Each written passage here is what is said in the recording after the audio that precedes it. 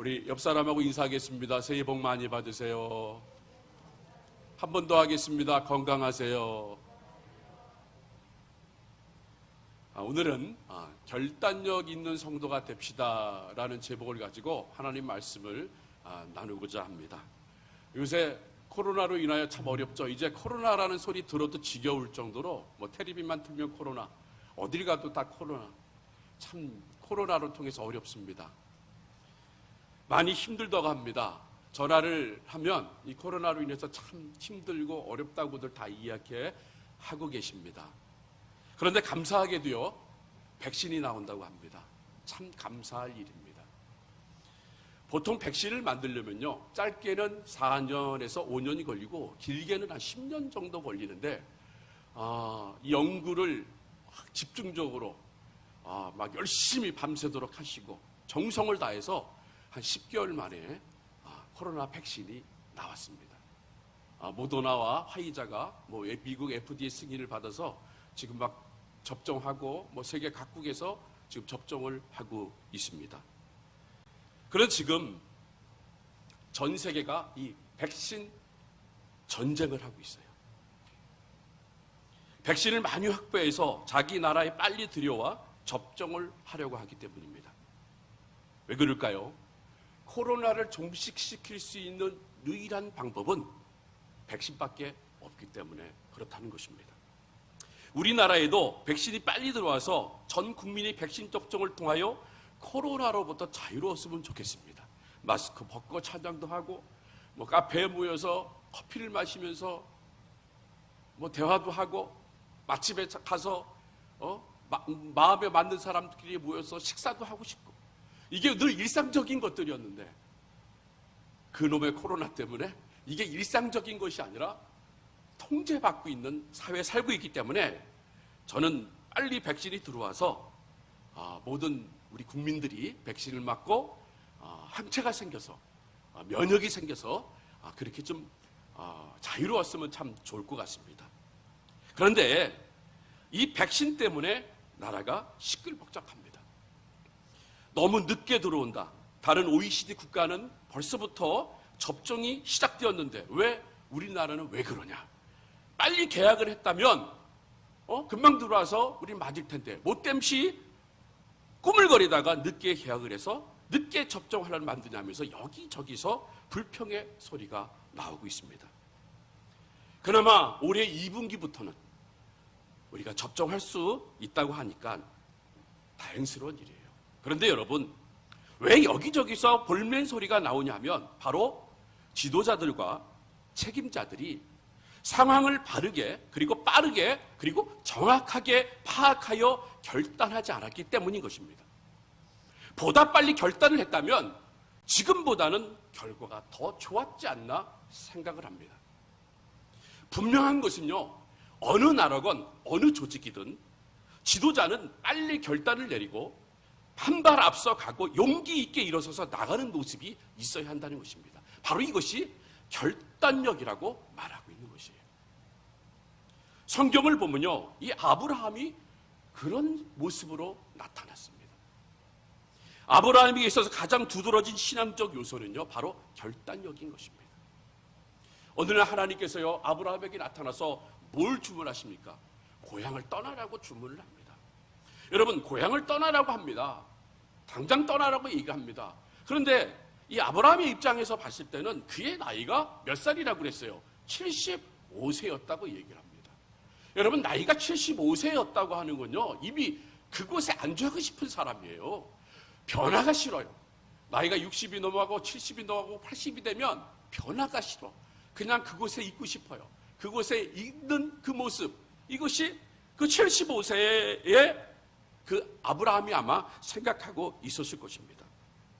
그리고 또 고향이 그를 붙잡았을 거예요. 사람이요, 노년에 이르면 떠났던 고향도 다시 찾아오는 법인데 다 늙어서 새삼스럽게 고향을 떠난다는 것이 용이한 일이 아닙니다.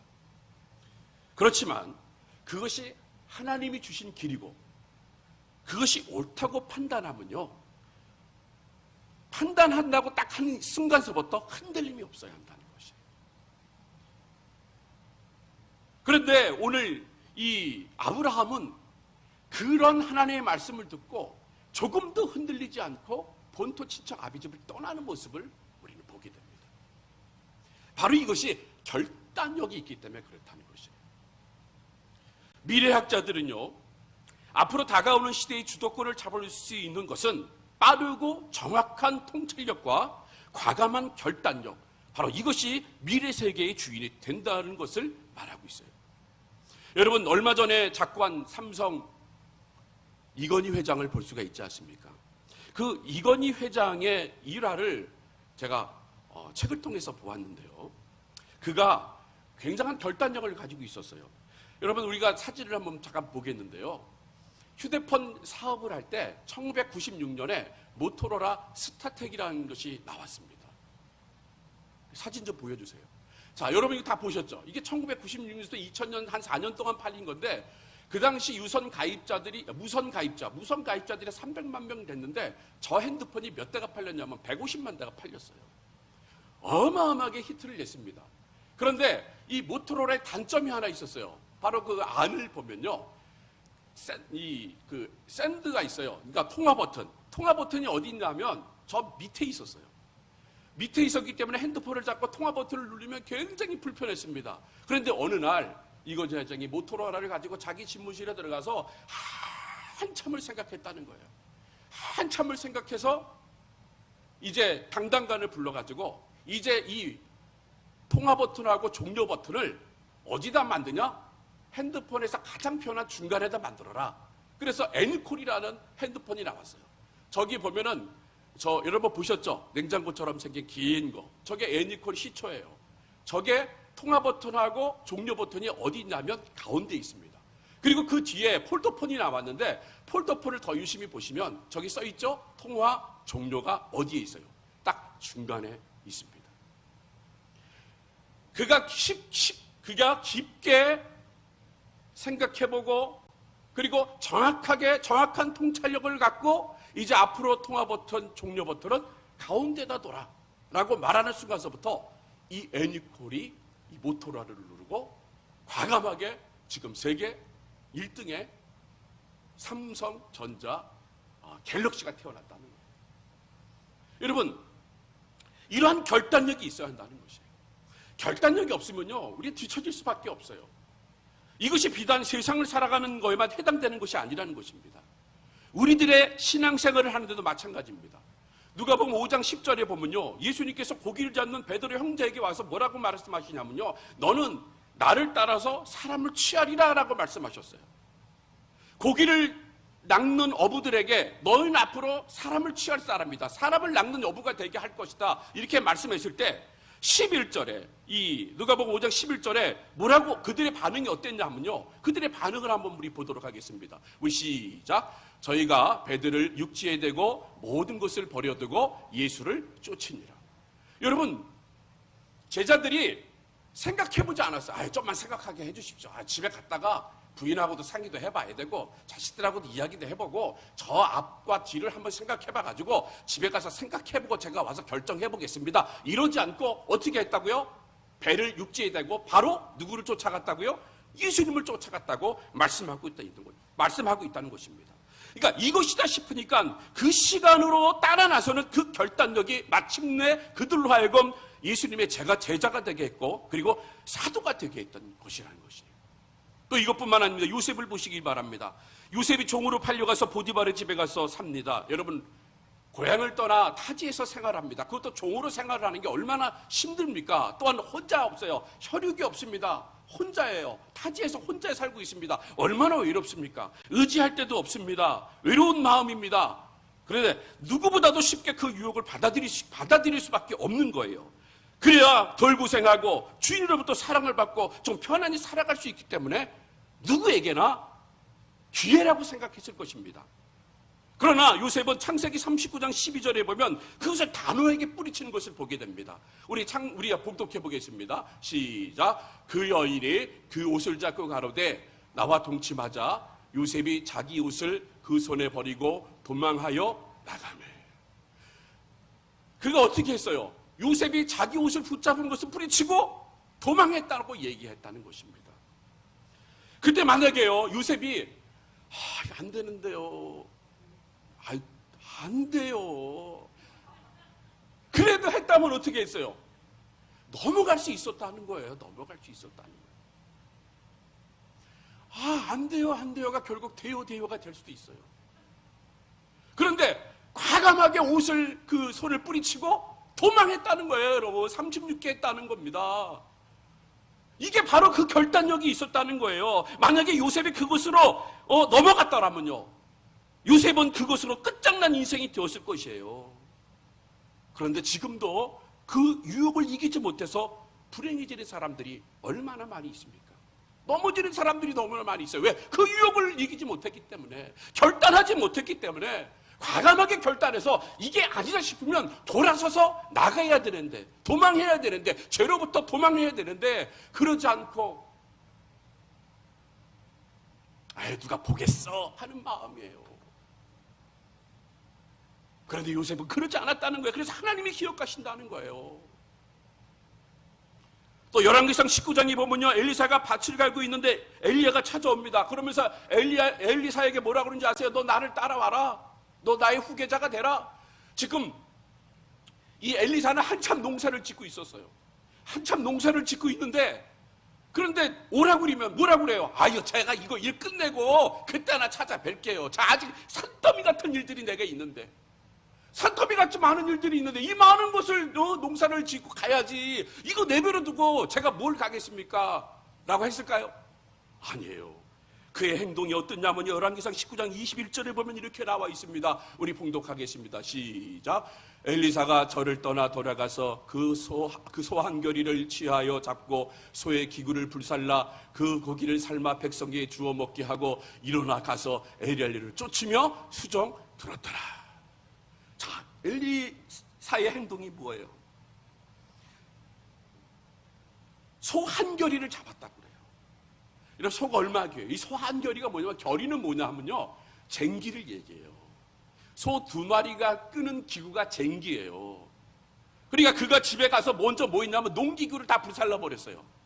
그리고 소 한 겨리, 그러니까 두 마리를 잡아가지고 그것을 누구들에게 나눠줬다고요? 동네 사람들에게 나눠줬어요. 사람들 모이게 했다는 거예요. 사람들 모이고서 뭐라고 얘기했을까요? 야, 이제 나는 앞으로 농사를 안 진다. 나는 이제 앞으로 농사를 안 짓고 엘리야가 주의 종이 불렀기 때문에 나는 주의 일 하겠다. 아마 그렇게 선전을 했을 거예요. 이제 내가 가지고 있던 소도, 그리고 내가 가지고 있던 농기구도 이제 나는 아무것도 필요 없다. 나는 하나님 말씀, 그 하나님 말씀 붙잡고 나는 살겠다. 그렇게 엘리사는 사람들에게 그렇게 얘기했을 거예요. 그리고 그는 돌이켜서 바로 엘리야의 제자가 됐고 후계자가 됐고, 그리고 엘리야보다 갑절의 능력이 생겨가지고요, 갑절의 능력이 생겨서 엘리사가 얼마나 귀하게 쓰임을 받았습니까? 그가 그렇게 쓰임받은 이유가 무엇이에요? 바로 결단력이라는 거예요. 이게 하나님의 뜻이라고 하면, 이게 하나님의 말씀이라고 하면, 지금 내가 하고 있는 농사일까지도 나는 버려두고 나는 주님을 쫓아갈 수 있다는 그런 마음을 가지고 그는 따라갔다는 거예요. 만약에 그가 그때 따라가지 않았어요, 좀만 참으세요, 좀만. 저 이거 다 끝내고 이제 농사 졌으니까 추수할 때쯤 다 추수 다 해가지고 그때 창고에다가 다 해놓고 그때 내가 따라가도 되지 않겠습니까? 그랬으면 엘리사가 되지 않았을 거예요. 선지자가 될 수 없었을 거예요. 그런데 그는 과감하게 결단을 했다는 것이에요. 그렇게 했기 때문에 역사에 기억되는 지도자들이나 한 발 앞서 살아간 사람들을 보면요, 모두 이 같은 결단력이 있었다는 것입니다. 환난 가운데서도 남다른 인내가 있고, 희생이 필요할 때는 기꺼이 그 희생에 동참을 하고, 손해를 보게 될 때는 과감하게 투자를 할 줄 알고, 유사시에는 목숨까지도 내놓을 수 있는 용기가 있는 사람들이었다는 것입니다. 그러니까 참된 지도자가 될 수 있었다는 것이에요. 요즘 한참 문제가 되어 있는 공직자들을 보면서 참 느낀 점이 많아요. 여러분, 공직자는 뭐예요? 공인입니다. 바르고 정직하게 살아가야 하는 그런 모범을 가지고 있어야 되는 거예요. 그게 공직자인 것입니다. 그런데 이 사람들은 모두 결단이 있어야 할 때 한결같이 우물쭈물합니다. 그 사람들이 뭐 못 배운 사람들이에요? 아니요, 배울 거 다 배운 사람들입니다. 누리고 사는데 불편한 게 없어요. 그런데 이들이 불의를 저지릅니다. 어떤 공직자들은 이 집을 여러 채 구입하여 집값이 뛰면 그 시세에 맞춰 집을 팔아 많은 시세 차익을 얻어 돈을 법니다. 또 어떤 사람들은요, 일반인들은 생각해보지도 못한 거짓 스펙을 진짜처럼 만들어 대학에 보내고 그것을 자랑이라고 강남 사람은 다 그렇게 살지 않느냐라고 정정당당하게 얘기하고 있습니다. 그리고 불의한 것을 정정당당하게 말합니다. 그렇기 때문에 그런 사람들은요, 능력도 있고 유식한 사람인데도 불구하고 이 시대를 이끌어갈 만한 지도가 되지 못해서 도중에 하차하고 마는 것입니다. 여러분, 폼페이 영화가 있어요. 폼페이 최후 영화가 있습니다. 화산이 폭발해가지고 폼페이시가 한순간에 불이 나요.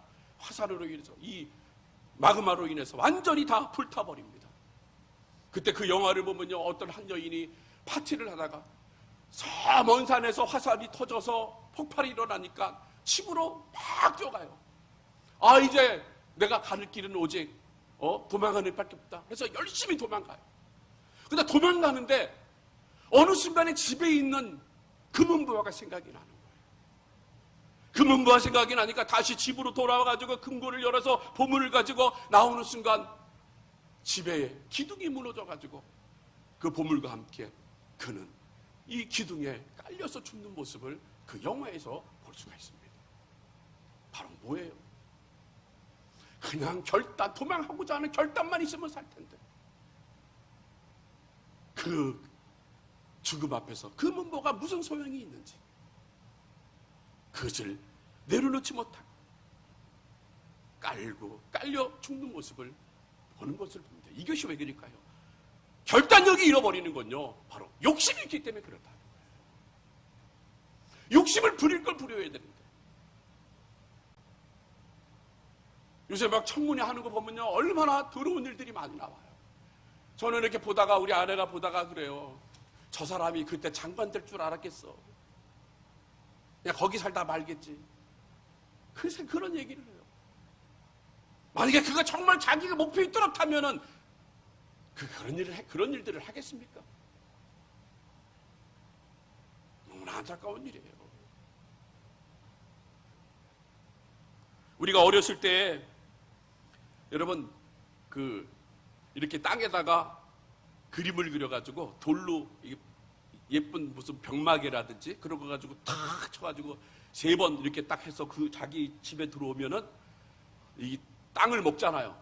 그걸 뭐라 그러죠? 땅 따먹기라고 그러잖아요. 그러면 어렸을 때 딱 쳐서 저만큼 보내고 쫙 쳐서 들어오고 3번째 내 집에 딱 들어가요. 그 병마개에 들어간 돌이 들어가면 그게 다 그려서 내게 돼. 근데 잘 될 때는 너무 잘 돼요. 근데 못 될 때 막 내 땅을 다 뺏어 먹어. 그러면 속에서 어때요? 화통이나 막 화가 나요. 집에 잠도 못 자. 내가 내일은 분명히 다 따먹을 거다. 그러면서 내일을 꿈꾸며 또 생각해요. 땅을 먹는데 땅 따먹어야 되니까, 많이 따먹어야 되니까. 그런데 어느 순간에 어머니가 뭐라 그래요? 야, 밥 먹으러 와라. 그러면 어떡합니까? 그 땅 가지고 가요? 아니죠. 손 탁탁 털고 일어나서 손 털고 그냥 집에 가서 밥 먹어. 잊어버려. 그 다음에 그 다음날 아침에 또 하고. 여러분, 그 어린이들 욕심이 없는 거예요. 이게 내 땅이 아닌 거예요. 욕심이 없는 거예요. 그러니까 우리 어른들이 배워야 돼. 우리 공직자들이 배워야 돼요. 지금 이 시대의 지도자들이 배워야 되는 게 뭔지 아세요? 욕심 부리지 말아야 돼요. 욕심 부리니까 힘든 거야. 욕심 부리니까. 욕심 부리지 말고 탁탁 털고 내놔야죠.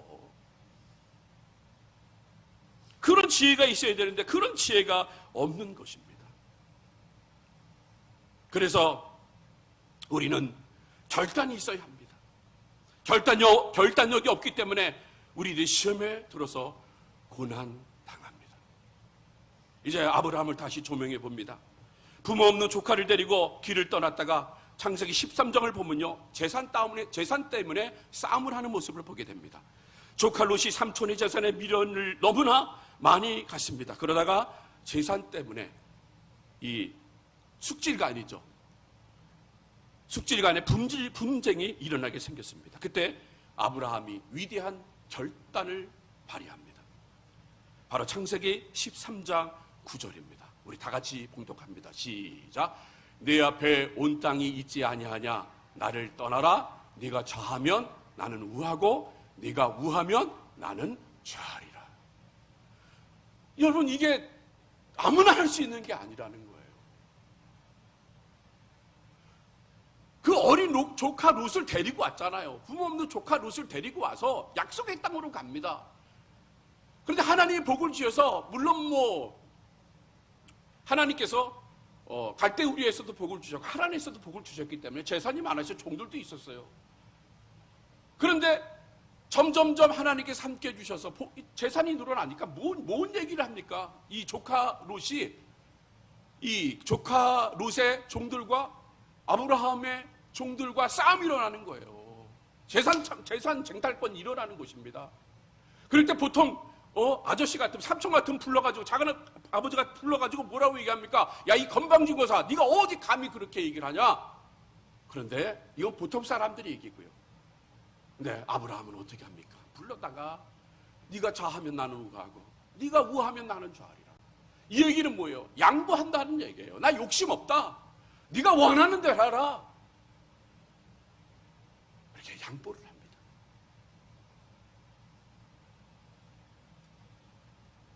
그때 하나님께서 아브라함에게 나타나세요. 그리고 아브라함을 위로하십니다. 바로 창세기 13장 14절에서 17절에 나오는 말씀입니다. 우리 한번 봉독해 보도록 하겠습니다. 시작. 롯이 아브라함을 떠난 후에 여호와께서 아브라함에게 이르시되 너는 눈을 들어 너 있는 곳에서 동서남북을 바라보라. 보이는 땅을 내가 너와 네 자손에게 주리니 영원히 이르리라.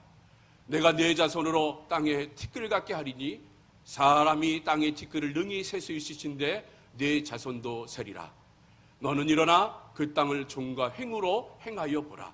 내가 그것을 내게 주리라. 여러분, 욕심이 없고 양보하고 눈에 보이는 것들을 의지하지 않고 눈에 보이지 않는 하나님을 의지하는 그런 결단력이 있을 때 하나님께서는 그것을 기억하셔서 하나님은 보상하신다는 얘기예요. 그런데 우리는 계속 눈에 보이는 것들만 쫓아가는 거예요. 이것이 바로 결단력이 없기 때문에, 신앙의 결단력이 없기 때문에, 지금 이 어려운 시기 속에서 우리가 살아갈 수 있는 유일한 방법은 바로 무엇입니까? 보이지 않는 하나님의 능력의 손을 의지하는 거예요. 세상 의지할 필요가 없어요. 누구 의지할 필요가 없습니다. 우리가 의지할 수 있는 분은 오직 천지를 창조하신 여호와 하나님, 그 하나님을 의지할 때 우리에게 길이 열릴 줄로 믿습니다. 바로 이러한 믿음을 가지고 이런 결단력을 가질 때 하나님께서는 보상해 주시는 거예요. 지금 이 시대는 유혹이 많습니다. 결단력이 없으면 쉽게 무너지는 환경 속에 우리가 살고 있습니다. 더구나 신앙생활 하는데 우유부단해서는 안 됩니다. 과감하고도 분명한 자세로 살아가야 모양이 있고 내실에 있는 신앙인으로 살아갈 수 있습니다. 롯의 부인을 보시기를 바랍니다. 소돔성을 보지 말라고 그랬어요. 근데 그가 불이 떨어졌을 때에 소돔성을 보는 거예요. 몇 번을 보지 말라고 경고했습니다. 바라보지 마라. 너는 아무것도 가진 않았지만 그러나 하나님이 계시잖아요. 하나님이 함께 계시는 게 가장 큰 축복이잖아요. 그런데 그는 계속 옛날 집을 생각하는 거예요. 그 있던 재산들, 그 있던 돈들, 그 있던 가축들, 눈에 보이는 것들, 이런 것들만 생각해 보니까 그가 자기도 모르게 뒤를 돌아보니까 보니까 그가 소금기둥, 돌기둥이 됐다는 거예요. 사랑하는 성도 여러분, 우리는요 옛날로 돌아가 보는 사람이 돼서는 안 됩니다. 옛날의 구습, 옛날에 했던 내 행동, 옛날에 내 있었던 일들, 이것이 자랑거리가 돼서는 안 되는 거예요. 우리는 오직 표대를 향하여 가는 거예요. 누구를 바라봅니까? 예수를 바라보고 걸어가야 되는 거예요. 세상이 어떤 유혹이 온다 할지라도, 세상이 어떻게 우리를 붙잡는다 할지라도 우리가 갈 수 있는 유일한 방법, 그 생명의 길, 바로 예수께 갈 때, 예수님께 갈 때 거기에 하나님께서 기뻐하시는 거란 말이에요.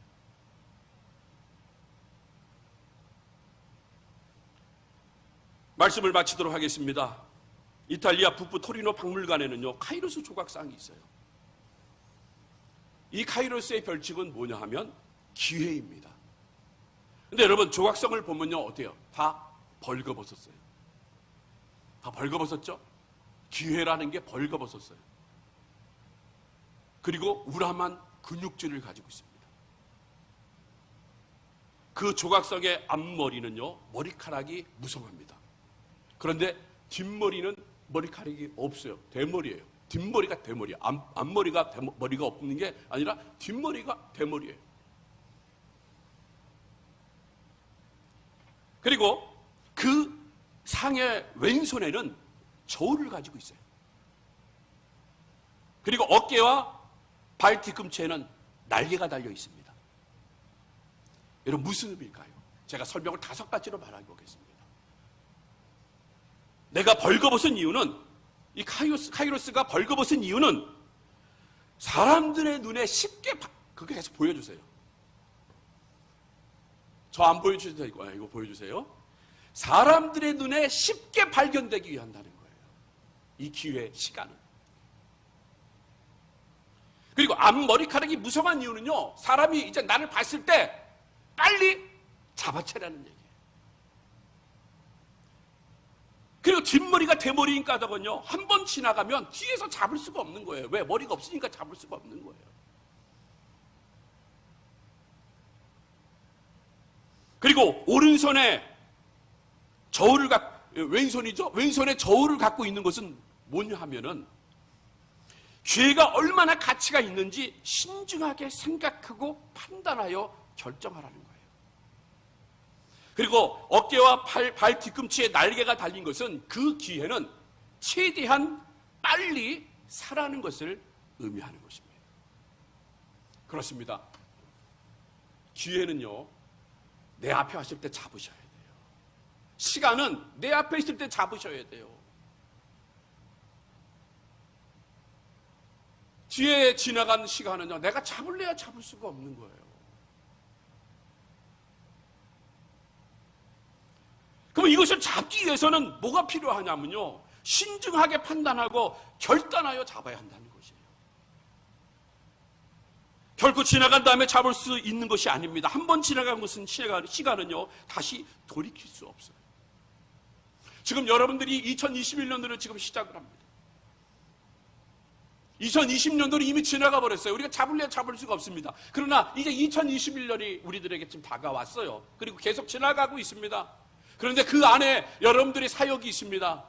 여러분들의 직분이 있고, 여러분들이 해야 될 사명들이 있고, 여러분들이 행동해야 할 일들이 너무나 많이 있습니다. 그 시간에 내가 해야지. 그 시간에 그걸 내가 안 하면 지나가서 우리가 후회할 수밖에 없는 거예요. 왜 내가 그때 해야 될 걸, 왜 내가 그때 했어야 되는 것들을 내가 왜 하지 못했을까? 후회가 되는 거예요. 저는 우리 교회가 방역에 모범된 교회라고 저는 생각을 해요. 그리고 자부심을 갖습니다. 담임 목사님의 생각도 마찬가지예요. 아주 그렇게 생각하셔요. 그런데 우리가 왜 그런 자랑을 갖냐 하면요, 이제 우리가 간 그 뒤에 올 후배들을 생각해야 돼요. 우리 교회가 이랬다. 창피하지 말아야 되죠. 저 교회가 얼마나 창피한 일들을 합니까? 뭐 수지에 있는 어느 교회는 마스크를 안 쓰고 재롱잔치를 했다는 거예요. 집합 금지였는데 마스크를 안 쓰고 재롱잔치를 했다는 거예요. 그 어린애들을 데리고, 그리고 같이 모여서 밥 먹고. 그러면 세상 사람들 그거 봤을 때 무슨 생각을 하겠습니까? 손가락질을 하는 거예요. 손가락질. 왜냐하면 교회는 모범이 돼야 된다는 거예요. 물론 우리가 지금 비대면으로 예배를 드리지 못하고 있어요. 얼마나 우리가 불합리합니까? 그런데 이 불합리한 일이 이 사회에 우리만 있는 건 아니잖아요. 어느 곳에든 불합리해요. 뭐 헬스장이든 음식점이든 커피숍이든 뭐 볼링장이든 어느 곳이든 다 불합리한 세상에 살고 있어요. 그런데 여기서 우리가 그 불합리함 속에서 과연 우리가 교회가 해야 될 일이 뭔지를 생각하셔야 돼요. 우리가 나중에 창피함을 당하지 말아야죠. 우리 교회는 앞으로 무궁무진한 꿈이 있어요. 전도도 해야 되고, 또한 이 지역사회에 큰 일을 감당해야 할 일들이 너무나 많이 있습니다. 그러기 위해서는요, 이 지역을 이끌어갈 수 있는 리더십과 결단력이 있어야 한다는 거예요.